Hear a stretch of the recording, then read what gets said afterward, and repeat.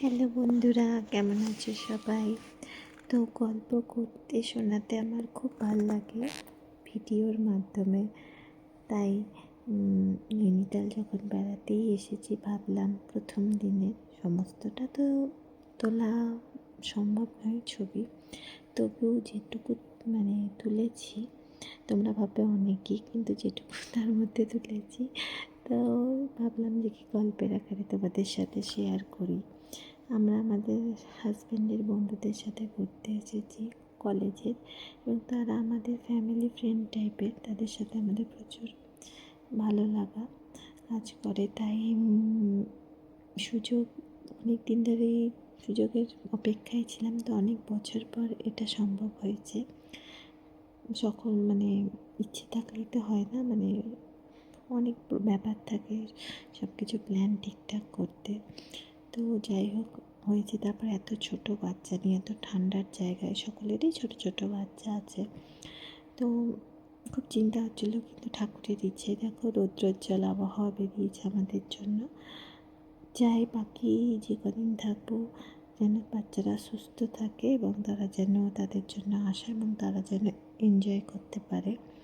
তো আমরা ভোর ভোর পৌঁছে গেছি। তো আজ বেশি ঘোরাঘুরি রাখিনি, কারণ আজকে দিনটা একটু রেস্টই রাখবো।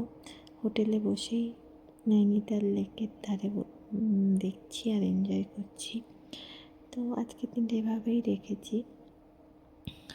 আর আমি এটা চিন্তা করছিলাম, আমার মেয়ে কী করবে।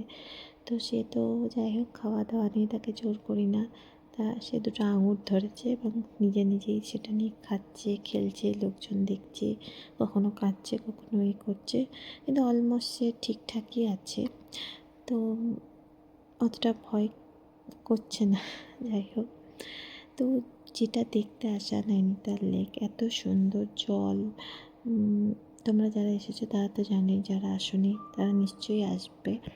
পরিষ্কার জল, টলটলে, ঠান্ডার আবহাওয়া।